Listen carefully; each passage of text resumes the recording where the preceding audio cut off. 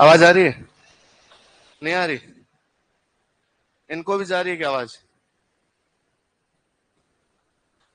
आवाज आ रही है?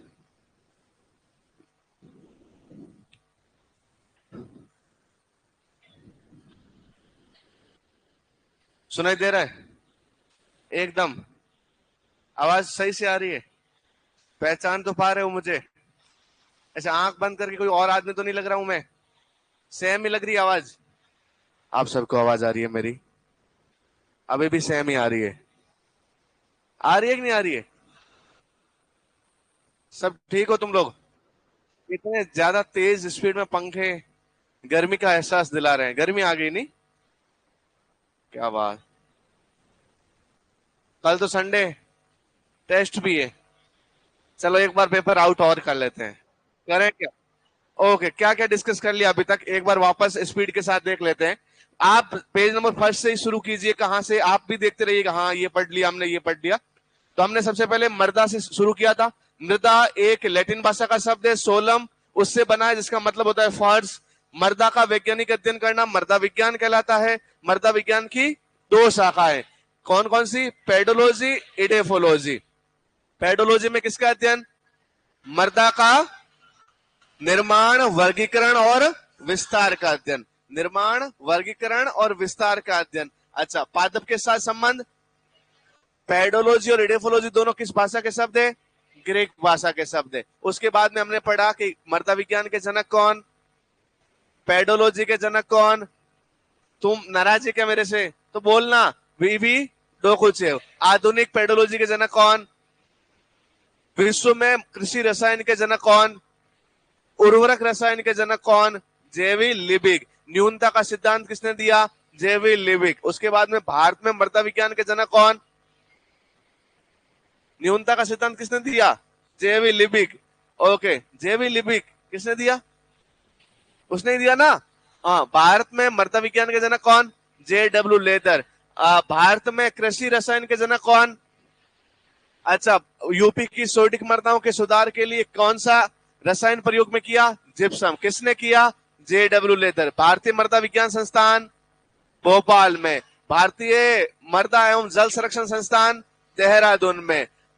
देहरादून में राष्ट्रीय मृदा सर्वेक्षण एवं भूमि उपयोग नियोजन ब्यूरो नागपुर में। केंद्रीय मृदा लवणता अनुसंधान संस्थान करनाल हरियाणा में।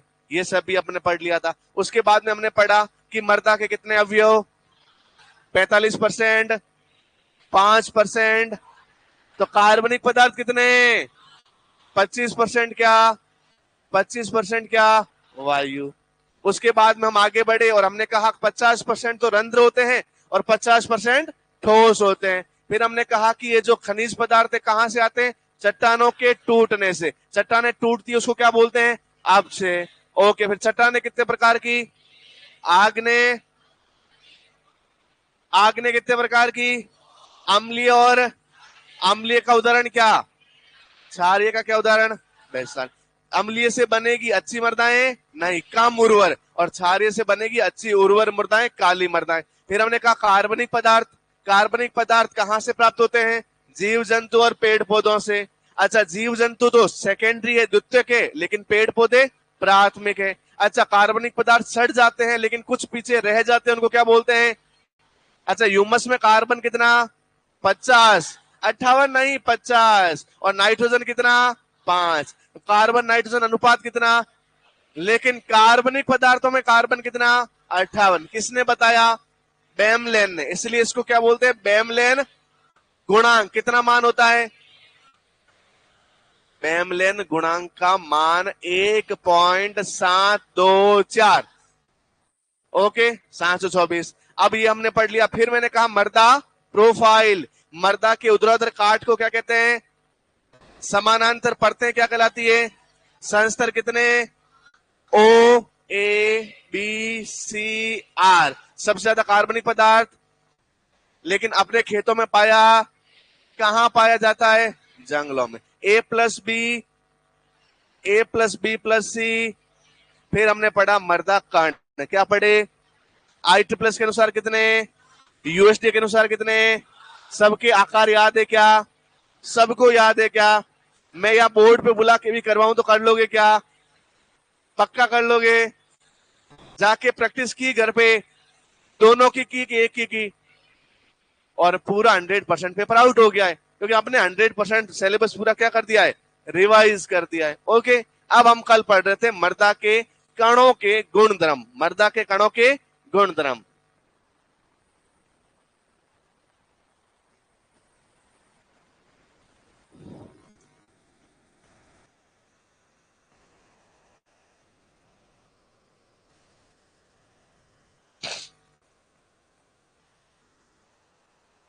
दिखाई दे रहा है क्या? मर्दा कणों के गुणधर्म, the properties of soil particles. और सबसे पहले मैंने लिखवाया था आकार। क्या लिखवाया था? और आकार में मैंने ऐसे दो कॉलम बनाए थे। एक तो मैंने कहा था गुणधर्म। आवाज नहीं करोगे? चल, ये दिख रहा है क्या कलर? नहीं दिख रहा ना?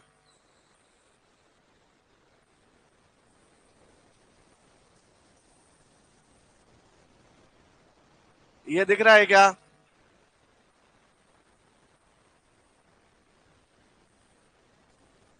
कण कौन कौन से? बालू, सेल्ट, मर्तिका। अब पहले पहले ऐसे लगते हैं कि कोई पराये हैं, अब अपने लगने लग गए। अब अच्छे लगते नहीं ये तीनों, एग्जाम तक बहुत अच्छे लगे, प्यार हो जाएगा तुम इन तीनों से, बालू से भी। अरे इन तीनों में सबसे अच्छा कौन लगता है तुम्हें? मर्तिका और बालू। अरे मैं तो अच्छा लगता ही हूं रे, बालू या सिल्ट। अच्छा तीनों में अच्छा है कौन? देखो, कोई अच्छा कोई बुरा, सबकी अपनी अपनी इंपॉर्टेंस है। ये भी अपने लिए अच्छा है, ये भी है, ये भी है। तीनों होंगे तो काम चलेगा, कोई एक होगा तो काम है। तो तीनों की। अब मैं बोलूं पेन इंपॉर्टेंट है, बोर्ड इंपॉर्टेंट है? दोनों है। मैं बोलूं रूम इंपॉर्टेंट है, कोचिंग इंपॉर्टेंट है? मैं बोलूं पैसे इंपॉर्टेंट है, खाना इंपॉर्टेंट है, सारी चीजें तो इंपॉर्टेंट है। तो हमेशा हर किसी की अलग अलग इंपॉर्टेंस है, समझ रहे? तो बालू भी अच्छा, सिल्ट भी अच्छा और मर्तिका भी अच्छा। सबसे पहले अपने कौन सा गुण पढ़ा था? आकार पढ़ा था। क्या पढ़ा था? आकार। सबसे छोटे आकार का कौन है? सबसे बड़े आकार का कौन है? मध्यम आकार का कौन है? तो ये तो देखो याद रखना, बड़े आकार का है तो इसका आकार तो क्या होता है? बड़ा। इसका होता है मध्यम और इसका होता है छोटा आकार। कल लिखे थे ये तीनों, सबसे बड़ा, मध्यम, सबसे छोटा। ओके, अब दूसरे नंबर पे प्रॉपर्टी आज पढ़ते हैं। दूसरी प्रॉपर्टी जो है उसको आपको याद रखना है, वो है पृष्ठ क्षेत्रफल। क्या है? सरफेस एरिया, पृष्ठ क्षेत्रफल। लिख लीजिए पृष्ठ क्षेत्रफल, फिर मैं समझाता हूं। अच्छा, आप मैं पूछ लूं मैं कि पृष्ठ क्षेत्रफल किसका ज्यादा होगा? तो बालू वाले हाथ खड़े करो, सेल्ट वाले, मर्तिका। अरे जल्दी जल्दी। अच्छा वापस, बालू वाले हाथ खड़े करो, सेल्ट वाले, मर्तिका वाले। अच्छा, बालू और मर्तिका के सपोर्टर है, तो मतलब इन दोनों में से आंसर कुछ भी जा सकता है। बहुत सारे मानते हैं बालू, बहुत सारे मानते हैं मर्तिका। अपन यहाँ पे समझ लेते हैं, समझे? पहले तो पृष्ठ क्षेत्रफल, बहुत सारों को यही हवा नहीं लग रही कि पृष्ठ क्षेत्रफल होता क्या है। पता चल रहा है क्या पृष्ठ क्षेत्रफल क्या होता है? नहीं समझे थोड़ा सा? अरे माइंड में है समझने का कि आज मूड ही नहीं लग रहा है? अरे रूम नया देख के पागल तो नहीं हो गए हो? हम उसी कोचिंग में, मैं क्या पढ़ा था आपको? पक्का नाम क्या है मेरा? बालू कौन बोला? ओके समझे? ओके, पृष्ठ क्षेत्रफल क्या होता है? ये देखो, मान लीजिए ये कण है किसका? बालू का। किसका है? तो ये है सिल्ट का। किसका? और ये है मर्तिका का। इतना अंतर होता है। ये यदि मर्तिका का कण है तो ये किसका है? इससे ज्यादा ही अंतर है। आगे बात समझ में? तो बालू के कण बहुत बड़े, सिल्ट के थोड़े मध्यम, और सूक्ष्म, सबसे सूक्ष्म कण किसके? ओके, पृष्ठ क्षेत्रफल का मतलब है कि उसका टोटल पृष्ठ कितना है, टोटल सरफेस कितना है। तो मान लो इसका पृष्ठ क्षेत्रफल यहां से लगाकर यहां तक, इसका यहां से लगाकर यहां तक, और इसका यहां से लगाकर यहां तक। अब मुझे बता, तीनों में से पृष्ठ क्षेत्रफल किसका ज्यादा? बालू का ज्यादा। लेकिन बालू के साथ तो भेदभाव किया गया है। बालू को जितनी जगह ज्यादा जगह दी अपने, बहुत ज्यादा, और इस बेचारे को जगह बहुत, तो इसके बराबर हम इसको जगह दे तो बहुत सारे मर्तिका के कण आ सकते हैं ना? अरे भैया, बहुत सारे मर्तिका के कण आ सकते हैं कि नहीं आ सकते? तो बहुत सारे मर्तिका के कण आ गए। अब मुझे बताओ कि इस बालू की तुलना में ये मृत्तिका के इतने सारे कण आगे, अब पृष्ठ क्षेत्रफल किसका ज्यादा है? एक कण की बात करूं तो किसका ज्यादा, लेकिन समान क्षेत्रफल की बात करूं तो किसका ज्यादा? यदि दोनों ने, इसने जगह इतनी ज्यादा घेर रखी है ना भैया, अरे इतनी जगह घेर रखी, अब इस इतनी जगह में अपन यदि क्या बना दे, कौन से कण बना दे?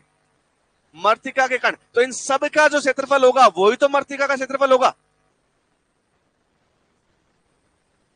अब मुझे बताओ, इसका क्षेत्रफल तो यहां से लगाकर यहां तक ओनली, अब इन सब का क्षेत्रफल, तो याद रखना छोटे छोटे कण जो होते हैं उन सब को मिला के जो क्षेत्रफल बनेगा वो बनेगा ज्यादा, वो बनेगा ज्यादा। आप है ना एग्रीकल्चर में पढ़ोगे फर्टिलाइजर, नैनो फर्टिलाइजर, नैनो मतलब छोटे, तो वो सर समझाएंगे फर्टिलाइजर की तुलना में भी नैनो फर्टिलाइजर काम तेजी से करते हैं क्योंकि उनका पृष्ठ क्षेत्रफल क्या होता है?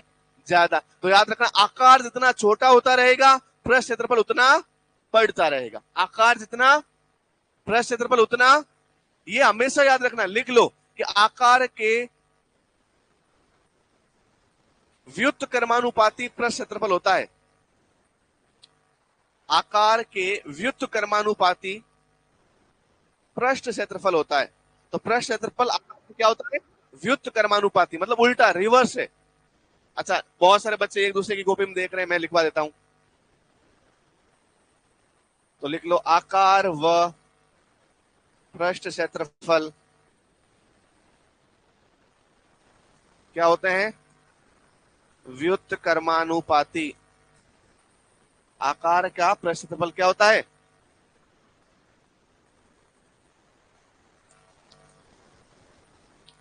आकार और पृष्ठ क्षेत्रफल आपस में क्या होंगे? व्युत्क्रमानुपाती। अच्छा, व्युत्क्रमानुपाती क्या होता है? एक दूसरे के विपरीत, आकार ज्यादा तो पृष्ठ क्षेत्रफल, तो याद रखना आकार जिसका बड़ा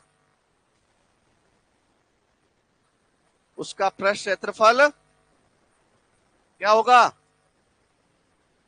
कम होगा, और आकार जिसका कम होगा उसका पृष्ठ क्षेत्रफल क्या होगा? अरे क्या होगा रे भाई, ये रट के जाना कोई कॉन्सेप्ट। अच्छा, किसी को डाउट हो रहा है क्या मेरे पे?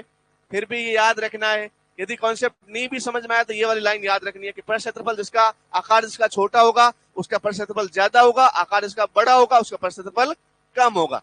क्योंकि हम जब एक कण की बात नहीं करते सोइल में, उस समान आकार को घेर रखे, समान वॉल्यूम को घेर रखे, या फिर 1 किलोग्राम में टोटल कण कितने हैं, तो इसके तो कम कण तुलेंगे ना बालू के, तो लेकिन मृत्तिका के बहुत ज्यादा, तो उन सब का पृष्ठ क्षेत्रफल क्या हो जाएगा? कुल मिला के ज्यादा हो जाएगा।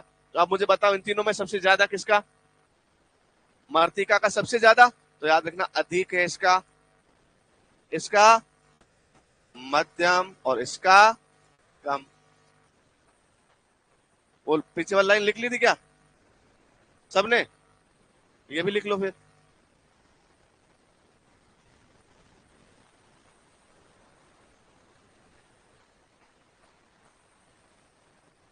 होगी मीटर स्क्वायर पर ग्राम।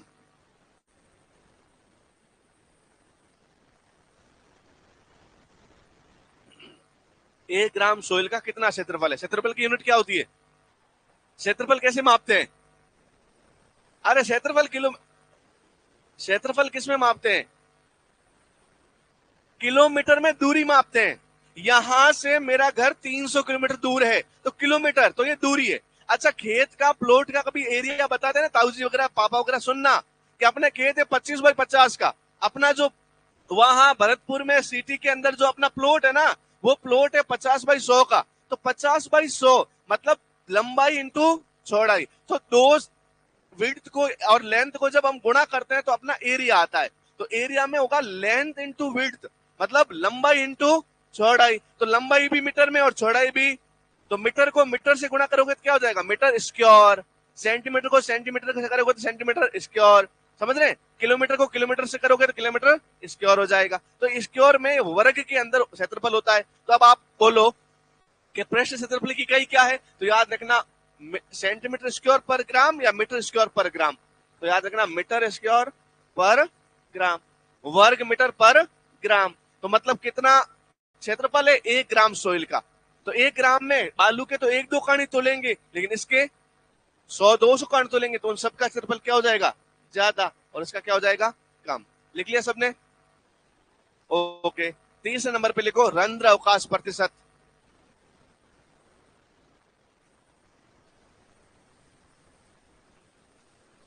क्या लिखोगे? रंध्र अवकाश प्रतिशत। अब और बताओ, रंध्र अवकाश किसमें ज्यादा? रंध्र अवकाश बालू में ज्यादा, ऐसा कौन मानते हैं? कुछ लोग मानते हैं। रंध्र अवकाश मृत्तिका में ज्यादा है, ऐसा कौन मानते हैं? बहुत सारे लोग मानते हैं। मतलब इन दोनों में से आंसर होगा। सिल्ट का भी आंसर नहीं होगा, क्योंकि सिल्ट में क्या होते हैं?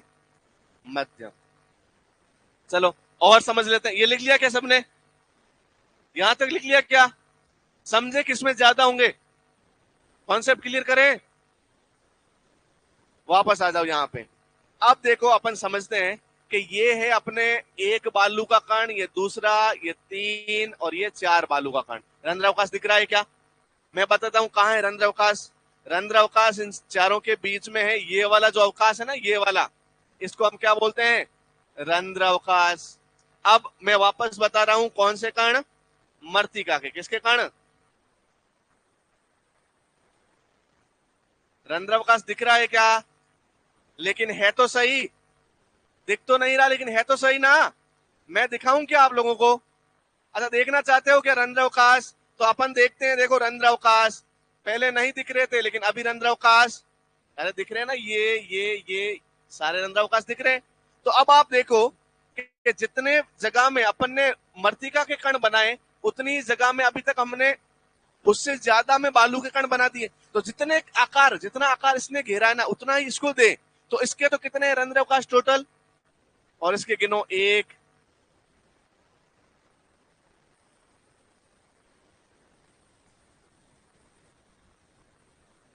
किसमें ज्यादा हुए? किसमें ज्यादा हुए? अरे भैया, जितनी जगह इसने घेरी, इसके पास तो कितना आया, लेकिन इसके पास कितने आ गए? 15। तो दोनों में से रंध्र अवकाश किसमें ज्यादा है? और गिन के पूरा का पूरा लाइफ टाइम, जीवन भर याद रखना कि जितने छोटे आकार के कण, उनका रंध्र अवकाश उतना ही।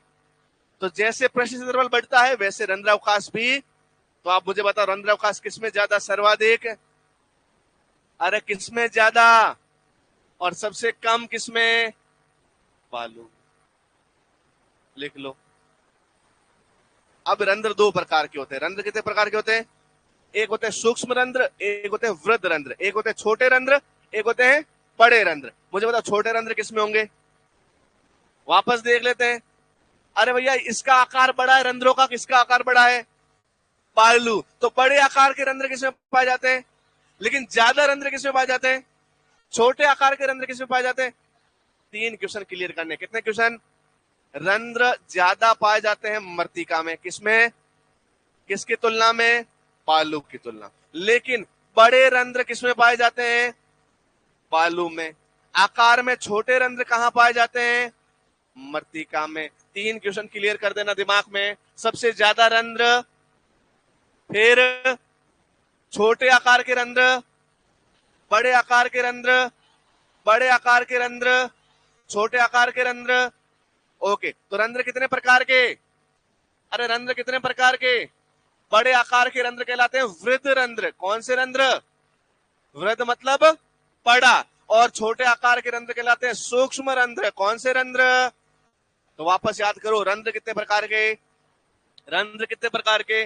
जो आकार में बड़े उनको, जो अरे बोल दे बेटा, जो आकार में छोटे वो। इनको किसी को समझ में नहीं आ रहा है, बस ये रट रहे हैं मेरे पीछे। और मुझे भी समझ में नहीं आया, मेरे सर ने मुझे रटाया है, तो अपने को रटना ही तो है। अब तू मेरे से नाराज होके बैठा कि मैं नहीं बोलूंगा सर से, तो इसमें नुकसान किसका? तुम्हारा ही तो है। नहीं, नाराज नहीं होना है। कोई सॉरी बोलूं? मैं उठक बैठक भी कर सकता हूं। तू नाराज तो नहीं है? नाराज है क्या तू? ओके। रंध्र कितने प्रकार के? रंध्र कितने प्रकार के? बड़े आकार के रंध्र, छोटे आकार के रंध्र। ऐसे गुस्सा करके नहीं बोलना है, सूक्ष्म, धीरे धीरे प्यार से बोलना है। ओके, रंध्र कितने प्रकार के? अब देखो, यदि कोई बड़े आकार के रंध्र होंगे, रंध्र मतलब बड़े आकार के हैं, उसमें अपन पानी गिराएंगे तो पानी रुक पाएगा क्या? नहीं रुक पाएगा। तो बड़े आकार के रंध्र पानी को रोक नहीं सकते। पानी को रोक, तो जहां पे बड़े आकार के रंध्र पाए जाएंगे। अच्छा, बड़े आकार के रंध्र किसमें पाए जाते हैं? बालू में। छोटे आकार के रंध्र किसमें पाए जाते हैं? मृत्तिका में। तो इसीलिए बड़े आकार के रंध्र पानी रोक, तो ये हमेशा क्या रहेंगे? खाली रहेंगे। कैसे रहेंगे? और खाली होते तो क्या भर जाती है? वायु। तो इनके अंदर तो क्या पाई जाती है? पानी पाया। इसलिए जैसलमेर में रात में बारिश हुई, सुबह पानी गायब। आज बारिश हुई, 3 दिन में पानी, क्योंकि बड़े रंध्र है, क्योंकि वहां क्या है? बड़े रंध्र है, पानी रुकेगा तो क्या पाई जाएगी? कोटा चलते हैं अपन। कहां चलते हैं? कोटा में रात में बारिश हुई, रंध्र कैसे है? क्योंकि मिट्टी कैसी, तो क्या भरा रहेगा इसमें? बहुत दिनों तक पानी भरा रहेगा, तो वायु भरी नहीं रहेगी। यही कॉन्सेप्ट क्लियर रखना है आपको। अब वापस याद करो, सबसे ज्यादा रंध्र किसमें? मर्द। बालू कौन बोला? सबसे ज्यादा रंध्र किसमें? बड़े आकार के रंध्र किसमें? छोटे आकार के रंध्र किसमें? बड़े आकार के रंध्र पानी को रोक, तो किसको रोकेंगे? छोटे आकार के रंध्र किससे भरे होते हैं? तो उसमें वायु रुकेगी। बस कॉन्सेप्ट क्लियर हो गए तुम्हारे सारे। ये लिख लिया आपने? ये लिख लिया क्या? आगे बढ़े, 4 नंबर की प्रॉपर्टी पढ़े। ओके, 4 नंबर में लिखो वृद्ध रंध्र। क्या लिखोगे? वृद्ध रंध्र। वृद्ध रंध्र का आकार कितना होता पता है? 0.06 मिलीमीटर से बड़ा। 0.06 मिलीमीटर से बड़ा, वो होते हैं वृद्ध रंध्र। अच्छा, वृद्ध रंध्र सबसे ज्यादा किसमें पाए जाएंगे? कौन बोला? मृत्तिका। वृद्ध रंध्र किसमें पाए जाएंगे? बालू में। मध्यम किसमें पाए जाएंगे? और सबसे कम किसमें पाए जाएंगे? ऐसे डरना नहीं है, डांटते हैं तो गलत बोल दो, मैं डांट दूं तो डरना नहीं है, वहां पर हंस लेना है कि हाँ सर मैंने गलती की है। डर तो नहीं लगता तुम्हें? हाँ, क्योंकि मेरे से कोई, सिस्टम से सब डरते हैं। तुम्हें मेरा डर नहीं है, तुम्हें डर है कि कहीं और शिकायत ना करते सर। ओके, दूसरे नंबर पे सूक्ष्म रंध्र। कौन से रंध्र? अच्छा, सूक्ष्म रंध्र का आकार होता है 0.06 mm से कम। अच्छा, सूक्ष्म रंध्र कहां पाए जाएंगे? कहां पाए जाएंगे? सबसे अधिक, सबसे कम, मध्यम। क्या बात है, लिख लो। अब एक प्रॉपर्टी है जल धारण क्षमता। कौन सी है? जल धारण क्षमता। इंग्लिश में बोलते हैं water holding capacity. Water holding capacity, WHC, water holding capacity. अब मुझे बताओ जल धारण क्षमता किसकी ज्यादा होगी? अरे भाई, छोटे है रंध्र, पानी जाएगा नहीं, तो सर्वाधिक जल धारण क्षमता किसकी? मध्यम किसकी? और सबसे कम किसकी? बालू। तुम धीरे धीरे टैलेंटेड हो जाओगे। मुझे तो ऐसा डर लगता है कभी मेरे से ज्यादा जानकार नहीं बन जाओ तुम। ओके, अब एक और है, एक प्रॉपर्टी है वायु संचरण। मतलब कहां वायु तेजी से भर जाएगी, किन रंध्रों में? क्योंकि जहां पे रंध्र बढ़े वहां पे पानी तो रुकेगा नहीं, तो कौन रुकेगा? तो सबसे अधिक वायु संचरण किसका? मध्यम किसका? और सबसे कम किसका? अच्छा, गलत लिख दिया क्या? तो तुम बोल ही नहीं रहे हो यार। बोल दिया तो आज, बहुत बढ़िया, तुम तो टैलेंटेड हो। मध्यम और सबसे अधिक किसका? बालू का। अब तुम्हें समझ में आ रहा है, मतलब तुम गलतियां निकाल सकते हो, मतलब समझदार हो गए हो।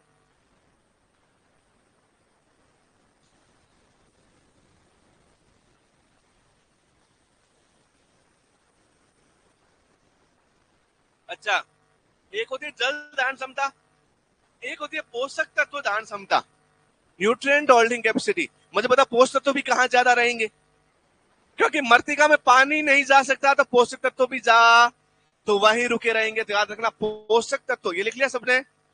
सारी प्रॉपर्टी लिख ली क्या? रटी हुई नहीं होनी चाहिए, याद होनी चाहिए। ऐसे रटनी, अरे भैया जब भी पूछे तो दिमाग में कॉन्सेप्ट लगाओ कि वायु संचरण किसमें ज्यादा होगा। वायु संचरण होता है बड़े रंध्रों में, क्योंकि छोटे रंध्रों में तो पानी भरा रहता है। बड़े रंध्र किसमें? बालू में। तो वायु संचरण भी किसमें?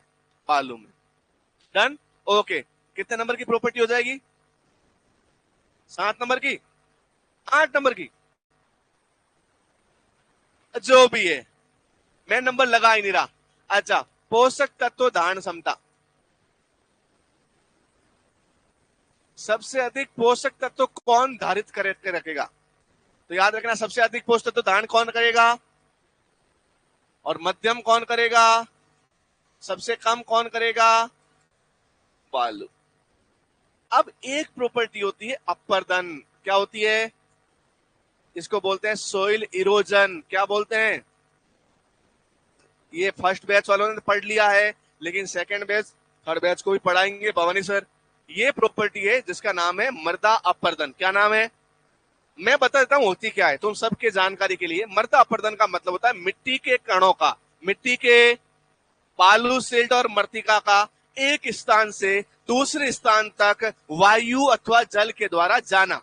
जैसे मैं मृतिका का कण हूं और मुझे हवा ने बहा के कहां ले आई? थोड़ा सा दूर। जैसे आंधियां चलती देखी आपने, नदियां आती देखी आपने, नदी में पानी के साथ मिट्टी के कण आते हुए देखे आपने, आंधियों में मिट्टी के कण उड़ते हुए देखे आपने। तो इसका मतलब वायु के द्वारा और जल के द्वारा मिट्टी के कण बहाए जाते हैं, उनको क्या बोलते हैं? जो कि अच्छी प्रक्रिया, ये एक नुकसानदायक प्रक्रिया है, हानिकारक प्रक्रिया है। कैसी प्रक्रिया है? क्योंकि इसमें एक किसान के खेत की मिट्टी दूसरे किसान के खेत में, और दोनों जगह हानिकारक है, जिससे उड़ के आई है वहां पे भी और जहां उड़ के गई है वहां पे भी। तो अपरदन दोनों जगह, ऑन साइड ऑफ साइड, हर जगह क्या है? खराबी है। तो मृदा अपरदन इनमें से किन कणों का सबसे ज्यादा होगा? कौन कौन कहेंगे? बालू। बालू वाले हाथ खड़े करो। ओके। मृतिका वाले हाथ खड़े करो। क्या बात है। अच्छा, कोई सिल्ट वाला भी है क्या? सिल्ट वाले एक बार हाथ खड़े करना। पहली बार किसी ने सिल्ट के बारे में हाथ खड़े किए। 1 2 3 4 5 6। इनकी शक्ल में याद रखना चाहता हूं, क्योंकि अपरदन सबसे अधिक होता है सिल्ट कणों का। किसका होता है? सिल्ट कणों का। दोनों बालू और मृतिका गुट में हाहाकार मच गई। पहली बार सिल्ट के कण क्या हो गए?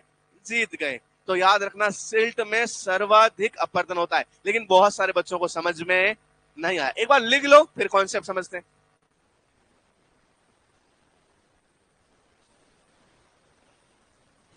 लिख लिया?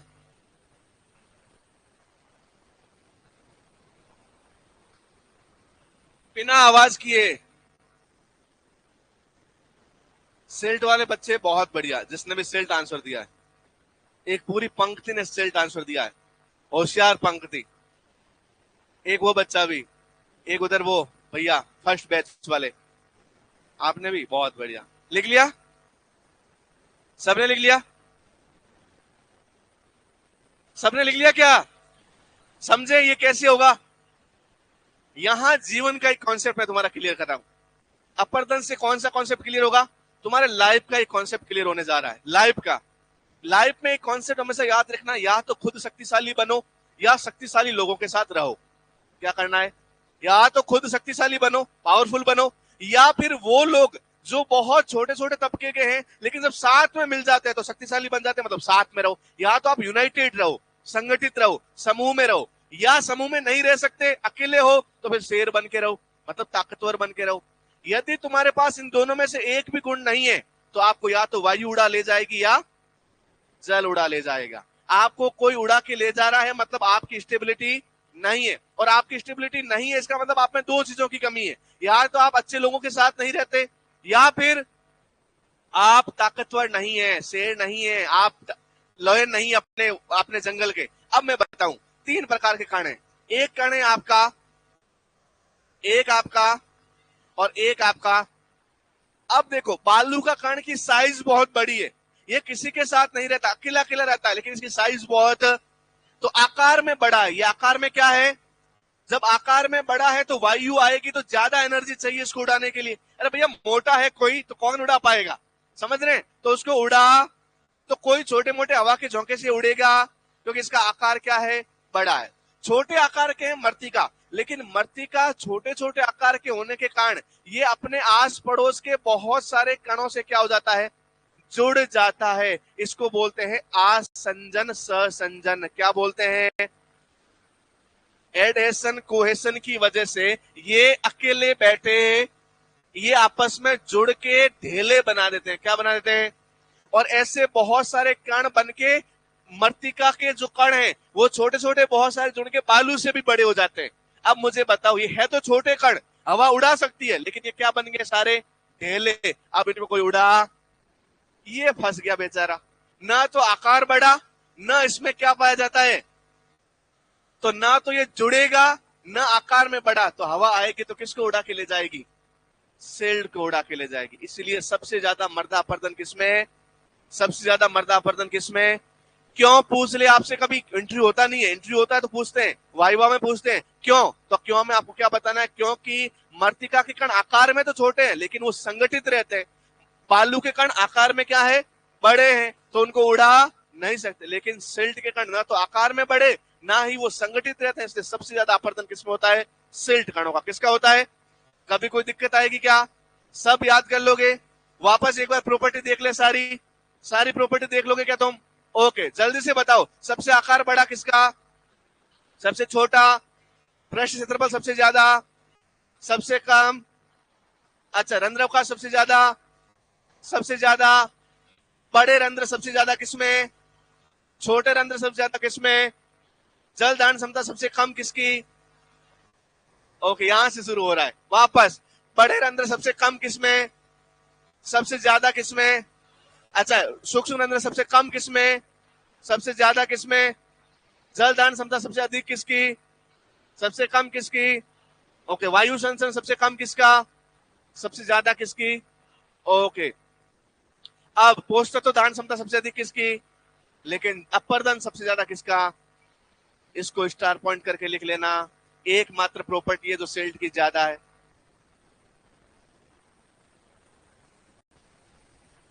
ओके, आगे बढ़े। अब एक नया टॉपिक है जो आपके पुराने पिछले ईयर के नोट्स में नहीं है, वहां से पिछली बार एक क्वेश्चन आया था। ओके, वो थोड़ा सा समझ लेते हैं, समझ ले क्या, सब चाहते हैं समझे, वो आपके नोट्स में, आप वो नोट्स में ढूंढोगे तो नहीं मिलेगा, लेकिन वहां से एक बार क्वेश्चन पूछ लिया गया है, इसलिए याद रखना।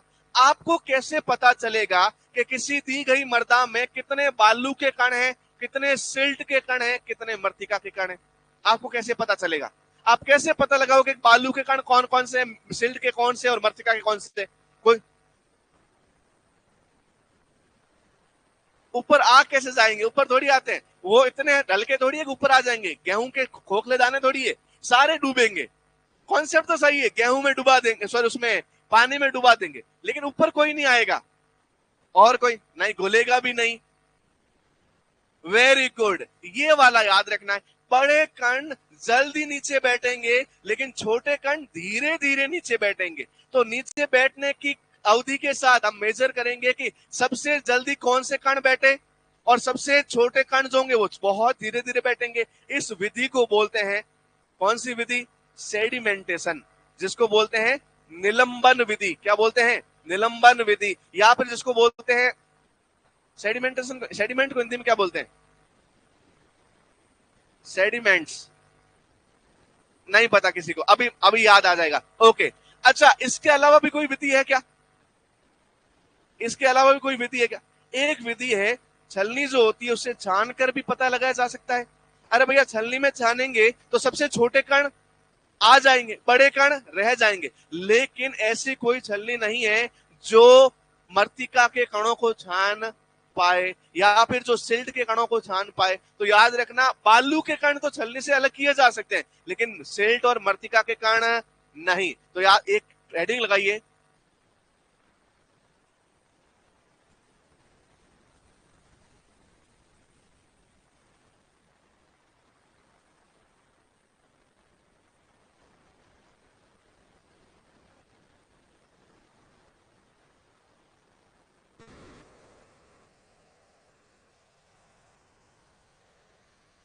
फ्रैक्शन।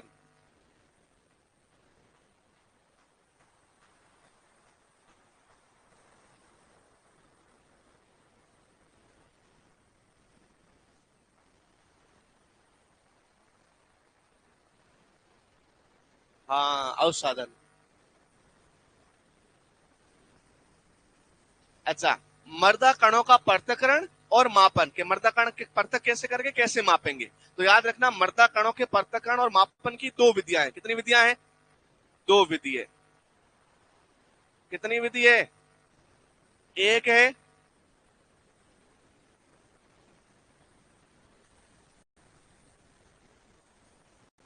छलनी द्वारा छानकर या छानना, और दूसरी है अवसादन। कौन सी विधि है? अवसादन। ये किसके लिए यूजफुल है? याद रखना, बालू कणों के लिए। किसके लिए? बालू कणों के लिए। ये किसके लिए है? मृत्तिका और सिल्ट के लिए। याद रखना। अवसादन विधि को इंग्लिश में बोलते हैं सेडिमेंटेशन। क्या बोलते हैं? ढंग से लिख लेना स्पेलिंग, सेडिमेंटेशन। और छलनी द्वारा छानने को बोलते हैं सीविंग विधि। कौन सी विधि? Sieving method. कितनी कितनी विधियां हो गई? दो। अरे भैया, मैं आपको ये समझा रहा हूं कि कभी भी जब आप खेत में जाओगे तो मिट्टी के तीनों कण अलग अलग मिलेंगे, बालू, सिल्ट और मृत्तिका मिक्स में मिलेंगे। तो हम कैसे पता लगाएंगे कि बालू ज्यादा है कि मृत्तिका ज्यादा है कि सिल्ट ज्यादा है? तो इसको लैब में लाकर हम दो विधियों द्वारा ज्ञात करते हैं। कितनी विधियों द्वारा? ये दोनों विधियों कहाँ की विधियां? याद रखना, ये दोनों लैब की विधि है, प्रयोगशाला की विधि है। कहाँ की विधि है? प्रयोगशाला की। प्रयोगशाला में कितनी विधियां हैं? दो। पहली विधि कौन सी? अब ये किसके लिए है? दूसरी विधि अवसादन को इंग्लिश में क्या बोलते हैं? ये किसके लिए? मृत्तिका और, लिख ले एक बार। अब क्वेश्चन आएगा कि मृदा कणों के पृथक्करण और मापन की अवसादन विधि किस नियम पर आधारित है? ये एक नियम है, इस नियम पर आधारित है। इस नियम को बोलते हैं स्टोक का नियम। इसका नियम? स्टोक का नियम, the law of Stoke, Stokes law. ये नाम याद करके जाना एग्जाम में। मृदा कणों के वर्गीकरण, पृथक्करण और मापन की अवसादन विधि, या मृदा कणों को मापने की अवसादन विधि, या मृदा कणों का मापना एक नियम पर आधारित है। उस नियम का नाम क्या है? स्टोक का नियम। किसका नियम? स्टोक नहीं, Stoke, the law of Stoke, Stokes law. ये आया था आपका सुपरवाइजर 2023 में।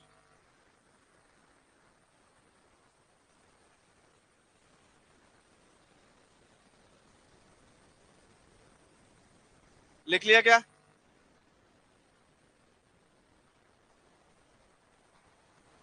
ये क्या कहता है नियम? ये नियम कहता है जल में मृदा कणों के नीचे बैठने की दर, जल में मृदा कणों के नीचे बैठने की दर मृदा कणों के त्रिज्या पर निर्भर करती है। किसमें निर्भर करती है? त्रिज्या के समानुपाती होती है। कैसी होती है? मतलब जिस कणों की त्रिज्या जितनी ज्यादा, कण उतने ही तेजी से नीचे बैठेंगे, और जिन कणों की त्रिज्या जितनी कम, वो उतने ही धीरे धीरे। अब मुझे बताओ त्रिज्या किसकी ज्यादा है? बालू के, तो बालू के कण तो बैठेंगे तेजी से नीचे, और सबसे कम किसकी? तो मृत्तिका के कण बैठेंगे धीरे धीरे। ये कौन सा नियम कहता है? स्टोक का नियम। आगे बात समझ में? थोड़ा सा लिख लेते हैं इसके बारे में, रट के जाना एग्जाम में जाओ तब। ये लिख लिया यहां तक सबने? वापस देखो, मृदा कणों का मापन कैसे करेंगे प्रयोगशाला में? दो विधियों द्वारा, छलनी द्वारा। और छलनी किसके लिए और अवसादन किसके लिए? अवसादन कौन से नियम पर निर्भर करती है? स्टोक। सबने लिख लिया क्या? सबने लिख लिया? ओके। अब स्टोक का नियम कहता क्या है?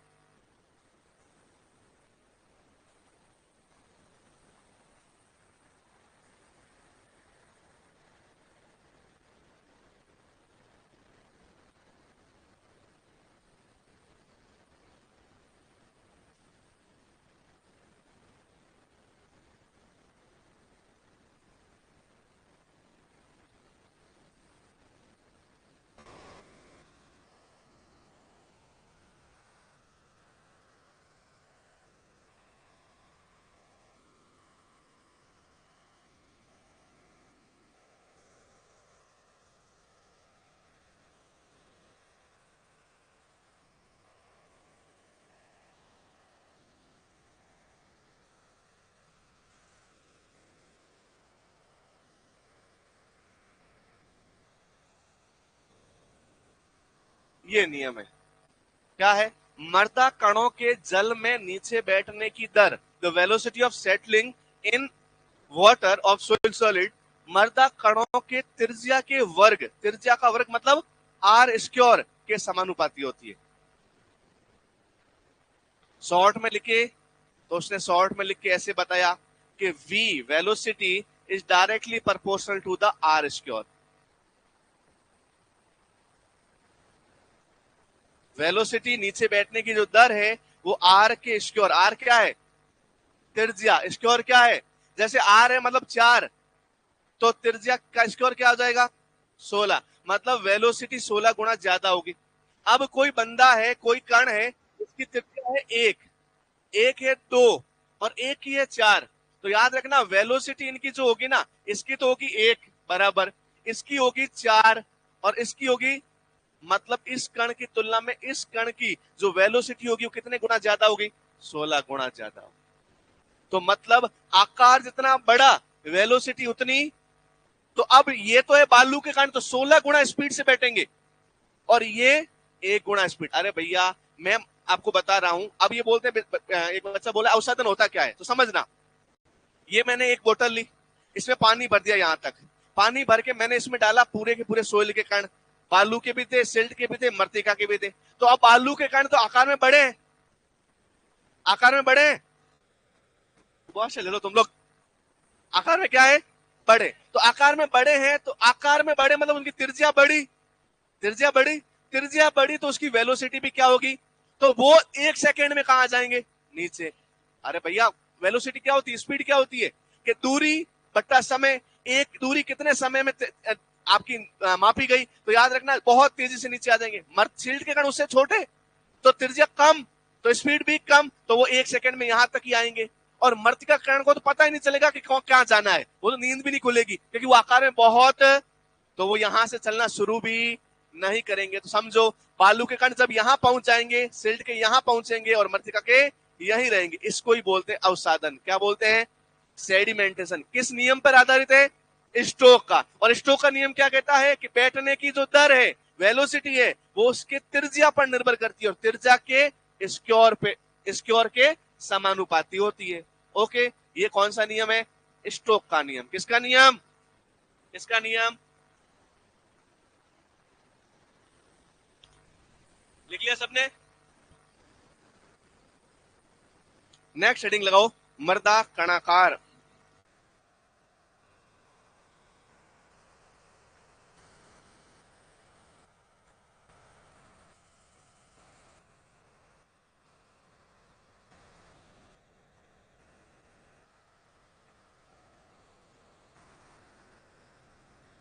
मर्दा सोइल टेक्सचर, सोइल 2 नंबर की प्रॉपर्टी लिखो, मर्दा कणाकार सोइल टेक्सचर, बेटा टीई।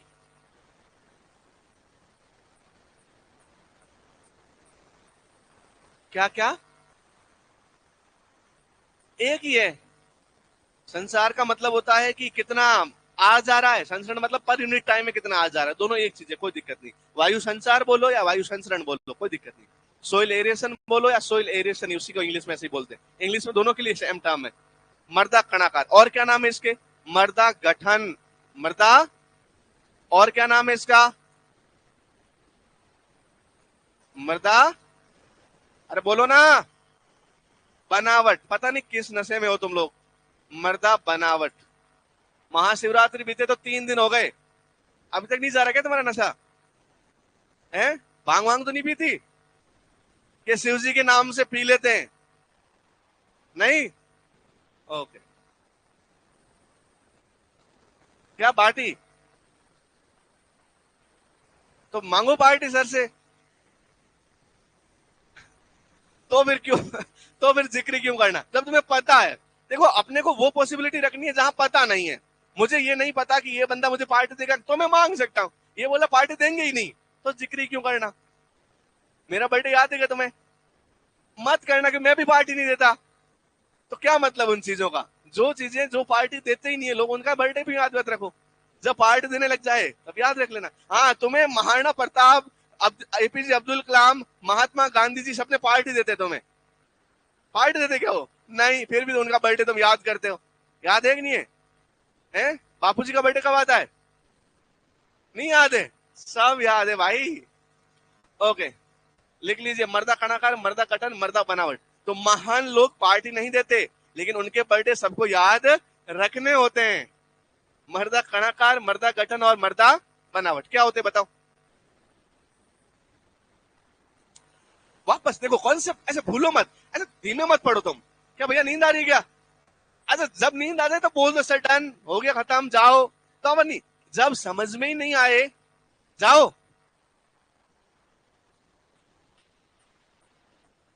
देखो मुझे तुम भालू बोलो, गधा बोलो, बंदर बोलो, कोई फर्क नहीं पड़ता, क्योंकि इसमें जाना किसी का नहीं है। पता सबको है कि मैं नहीं हूं, लेकिन तुम ऐसे बोलोगे ना कि सब जाओ, तो उसमें तुम्हारा नुकसान है। एक सिलेबस कब होगा अपना कंप्लीट? तुम्हें पता है ना अक्टूबर के बाद भीड़ बढ़ने वाली है। कौन आने वाले हैं? हाँ, सब लोग, हम लोग जो है ना, हम अभी AOAA वाले, वो सारे कहाँ आने वाले हैं? सुपरवाइजर में। मैं भी जब फॉर्म आएगा फॉर्म भरूंगा मैं। तुम्हें लगता है कि मैं फॉर्म नहीं भरने वाला हूं? भर दिए क्या फॉर्म? अभी भरने हैं ना, अभी आएंगे ना। मैं भी फॉर्म भरूंगा, निकल गया फॉर्म? तुमने बताया भी नहीं। नेक्स्ट वैकेंसी में भरूंगा। ओके, आगे बात करते हैं। मर्दा कणाकार क्या है? मर्दा कण क्या समझ में आए? मर्दा कण कितने प्रकार के? बालू, सिल्ट और मर्तिका।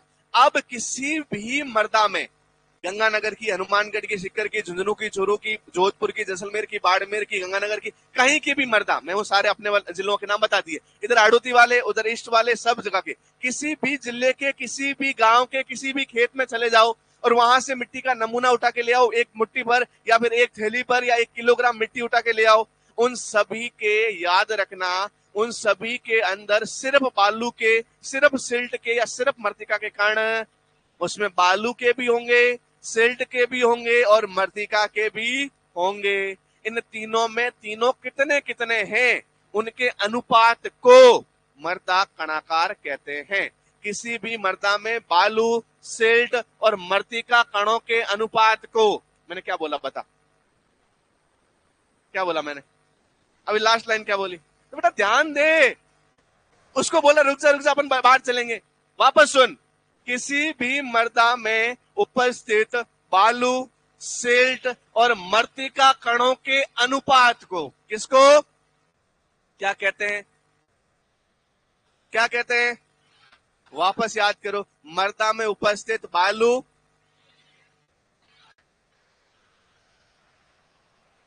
अब बता, अब बता दूं, खड़ा होकर बता, शर्मा मत। अरे खड़ा, अरे क्या शर्माना, इन सबको थोड़ी आता है। तू नहीं पड़ोसी, खड़ा दो। हाँ बता।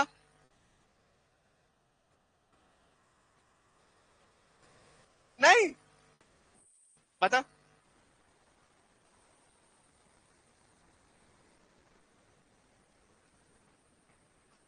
बस।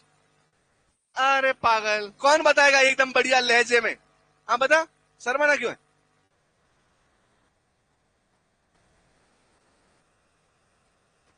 बस, 4 लाइन, 4 शब्द याद करने। बालू, सिल्ट, मर्तिका का अनुपात, बालू, सिल्ट, मर्तिका का अनुपात, बालू, सिल्ट, मर्तिका का अनुपात।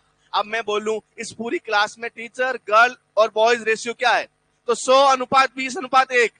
तो ऐसे ही मैं बोलूं बालू, सिल्ट और मर्तिका, तो 100:20:1, मतलब 100 कण बालू के, 20 कण सिल्ट के, 1 कण मर्तिका का। तो यही तो आपको समझना है कि बालू के कण कितने, सिल्ट के कण कितने और मर्तिका के कण कितने। इसी को क्या बोलते हैं? मर्दा कणाकार। लिखिए, मर्दा में उपस्थित, मर्दा में उपस्थित बालू, सिल्ट व मर्तिका कणों का, कणों का सापेक्ष अनुपात, सापेक्ष अनुपात मर्दा कणाकार कहलाता है। मर्दा में उपस्थित बालू, सिल्ट और मर्तिका के कणों का सापेक्ष, सापेक्ष इसलिए इन तीनों का रिलेटिव प्रोपोर्शन आपस में कितना है, तो वहां पे जो तीनों आपस में कंपेयर होते हैं उसको बोलते हैं सापेक्ष। निरपेक्ष मतलब आपस में कंपेयर नहीं हो रहे। तो सापेक्ष अनुपात क्या कहलाता है? मर्दा कणाकार। ये डेफिनेशन याद रखनी है। एक बार दो बार मन में वापस बोलो। मृदा में उपस्थित बालू, सिल्ट और मृत्तिका के सापेक्ष अनुपात को मृदा कणाकार कहते हैं। एग्रीकल्चर सुपरवाइजर 2018, जयपुर था सेंटर। 3 मार्च या शायद कुछ मार्च डेट थी, मार्च या अप्रैल में एग्जाम हुआ था, सॉरी जून में, अप्रैल मार्च में था, वो पोस्टपोन हो गया, फिर जून में एग्जाम हुआ, हमने दिया था, यही क्वेश्चन आ रहा था बस। मुझे नहीं हुआ सिलेक्शन भाई। 2018 में दिया, फिर 21 में दिया, फिर 23 में दिया, अब 26 में और देंगे, लेकिन सिलेक्शन उसमें भी नहीं हुआ क्योंकि आता सोइल के अलावा कुछ। इस बार क्योंकि AAO भी है तो हमने सब पढ़ रखा है, तो भैया डर के रहना, तुम्हारा बहुत नुकसान अक्टूबर के बाद होने वाला है। अच्छा, इसका क्या सॉल्यूशन है? डर के भाग जाओगे तो अमेरिका से नहीं डरे हो तुम लोग, अमेरिका को चैलेंज दिया, USD वाला याद के लिए तुम लोगों ने, तो इनसे तो क्या ही डरोगे। अरे जिनका AAO में नहीं हुआ, जिनका कंपटीशन कम है, उनका सुपरवाइजर में हो जाएगा क्या? अरे नहीं होगा। जिनका AAO में जहां कंपटीशन कम था वहां पे भी नहीं हुआ, तो उनका सुपरवाइजर में भी, तो उनसे नहीं डरना है, डरना इन आस पड़ोस वालों से ही है। यही है तुम्हारे रियल कॉम्पिटिटर। ओके, अरे नहीं बजाने ताले, अरे मैं नहीं दूंगा पार्टी, बस।